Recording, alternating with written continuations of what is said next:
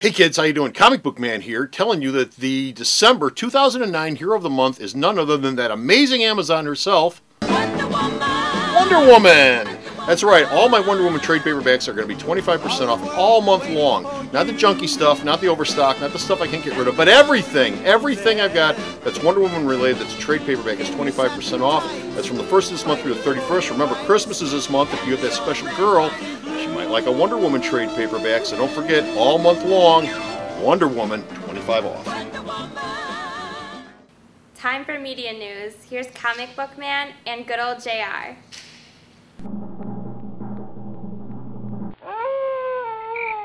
Hey, Bert, I brought home a surprise, Bert. It's Media News, episode 37, Pogo to Purgatory. Go. Hey kids, how you doing? Comic Book Man here. Welcome to my video outhouse. Happy holidays, everybody! Yes, JR's here. we're all full. We're all full Thanksgiving. Yeah, we're all full of pizza. Yeah. I had a Lindsay Lohan Thanksgiving. I purged mine after. I'm about to have one. Yeah, and you know how else you gonna have room for pie? Yeah. Hi. We're here with Media News with JR. Actually, specifically franchise media news. And the first story we have up today. What's our first story? Our first story today is The Prisoner. The Prisoner was on AMC AMC, right? AMC just recently, and it got huge first night ratings. And then what happened? Take note of what he said. Huge first night rating. 2.2 million people. 2.2 million. 2.2 million people. Which was pretty huge for AMC. That was in line with Mad Men, the season finale of Mad Men, which is their top series. It was spectacular ratings for the first night. Night number 2 comes along. Coyote in the Canyon. And we find ourselves... No, not just night number 2. Oh, and 3. No. After they ran the first episode the first time, then they reran it again. Yes. And then the ratings kind of went a little... Dippity-doo. Little dippity-doo in the ratings. And then the next night, part 2 came on. Yeah, and it was less than 1 million viewers. So, really? So from 2.2 to less than a million. So about 1,000,001. So about 60% of the audience decided to say sayonara. Okay, I didn't watch The Prisoner. I wanted to, but I didn't get it. I forgot all about the thing. But I wanted to watch it. But you did. I did. Because and you're getting a Purple Heart for that. Thank you. What does that get me? $5 and that gets me a cup of coffee. Get you purge. You can purge again. Coffee is a good purge inducer. I watched all 6 hours of it because I'm a fan of the original series that Patrick McGoohan masterminded back in the 60s. I think it's one of the greatest television series ever done. It's compact, tight, in 13 episodes. Very close, if not very exactly. close. It's one of the top 5-10 TV series of all time.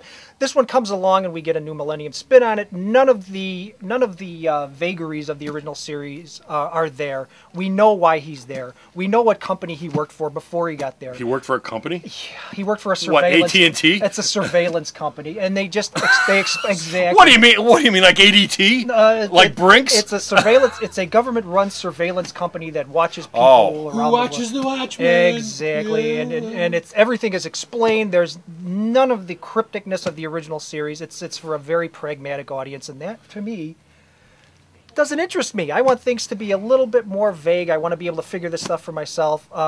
And at the end, there was no monkey faces or anything like in McGoohan's version, as you recall. Well, no Beatles songs or anything. Well, he waited until the last episode to jump the shark. I'll give him that. Actually, he waited until the last 10 minutes of the last episode to jump the shark on that show. The interesting thing is there is a McGoohan-esque type of character in the first episode of the AMC version. Obviously supposed to be McGoohan's character. It's a very old man wearing the same costume that McGoohan wore in the original. Did he have a six? He had a button. I don't remember what it had on it, but he had the suit with the piping on it and stuff. Okay. But it's an old guy, and he dies at the beginning, which I guess is a slap in the face to all of you who are fans out there like myself. Okay. But the acting was fine. Caviezel is good in it, but it's just how's the future Charles? Where's the future Charles? It is the typical it's the typical performance from him. Yeah, it's phones it in. It's the same performance he gives in everything. Not that he's a bad actor, but he has fallen into this trap of giving the same performance in every damn thing. I'm standing here. I'm drawing a blank on his name. You folks, Magneto. You know, Ian McKellen.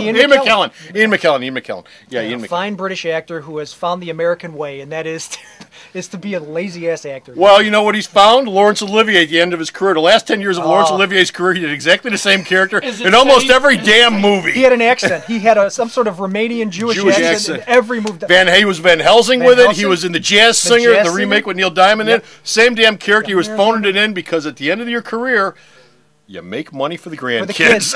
Got to put together something for the grandkids. But it was not what I wanted. It was obviously not what the audience wanted. They bailed out. So now the question is, there's been talk of a motion picture version of this going around for a long, long time. I think that pretty much shut that. This pretty much screwed the pooch on that. But and the other side of that is too, how do you do a movie of this concept? How do you get it over with in 2 hours? The series was about being frustrated every episode. Yeah. The main character is frustrated because he thinks he's escaping and he's actually not. Well, each episode, anybody who watched Prisoner already knows this. I'm not saying anything, but each episode was a different type of prison for him to get out of. Exactly. He was put in prison of the mind, prison of the body, prison of the spirit, prison of this, prison of that, and he managed to get out of it and overcome it. How do you do that as a 2-hour film? Unless it's going to be an action fest, I guess, which is probably what the thought was. But either way, no more. I don't think we're going to get any more. So I'm looking forward to seeing this whenever I do get a copy of it or whenever they rebroadcast it, because I'll probably run it in the background while I'm working on the computer. Good luck with that. Next up, we've got The Howling. The Howling franchise has been rebooted. And well, it is. And what are they doing with it? If for those of you that remember back in the 80s, was this? Yeah, the film? Howling was out in the Joe 80s. Dante, a director whose name has sort of fallen off the map since some lousy things like, what was that Toy Story ripoff he did a few years back? Toy Soldiers? Toy Soldiers. That is Soldiers? correct. Was that Joe Dante? That was Joe Dante. No, well, Toy Soldiers was a ripoff of Gremlins. Which he also Joe did. He ripped himself off. Yeah, he And ripped himself If off. you're going to rip yourself off, that's the way to go, pretty much. But The Howling Well, ended what up did Picasso say? If you're going to steal. steal from the best. There you go. There you go. The Howling franchise came about in the 80s. They did 3 theatrical films, followed by 3 or 4 more direct-to-video films. Yeah. So that franchise went on for 7 movies. Yeah, they pumped it good. For better or for worse. Well, it's coming, like everything else, it's coming back right now. And it's a first-time director, Joe Nimzicki, I think his name. Okay. Something like that. But it's going to be, it starts shooting next February for, guess when it's going to be released? Thanksgiving. That's right. Bring the family. Labor Day. After you fill up on turkey and stuff. 4th of July. Keep going. Which holiday? You're running out. Easter. Day. You're running Groundhog's out. Day. All right, Groundhog's Day. It's Flag Day. Groundhog's Day. Groundhog's Day. Groundhog's Day. We get it, Bill Murray.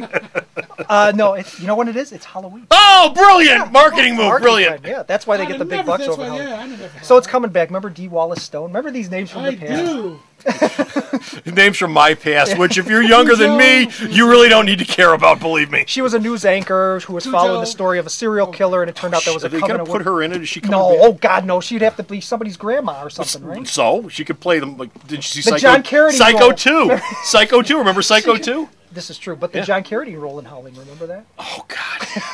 John Carradine at the end of his career was also cashing a lot of checks at that Okay. I guess that's why they call it the end. Yeah. So look for Howling 2. Look No, for I'm it. not Look for it. Or the not Howling 2, but the Howling Return next Halloween. Yes, on USA. Okay.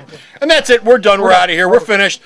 Time to go. You go to the website if you want to see media news that Bo posts up all the time. Bo As a does. matter of fact, if you listen closely, you can hear Sarah taking us to the media news right now in the background. Where's it at, Sarah? Where is it, Sarah?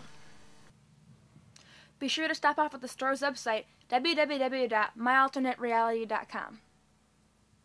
So anyway, stop off at the store's website, check out the media news, and check out his reviews that he posts up. There's a Mr. Fox, Fantastic Mr. Fox Fantastic review. Mr. Fox review Going up right now That's as we up there speak. right now as we speak. Yep.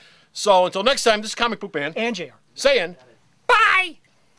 Alternate Reality is located at 3149 West 111th Street. That's the intersection of 111th and Kedzie in Chicago, the beautiful downtown Mount Greenwood neighborhood. You can always reach us at 773-881-HERO or at the store's website, www.myalternatereality.com.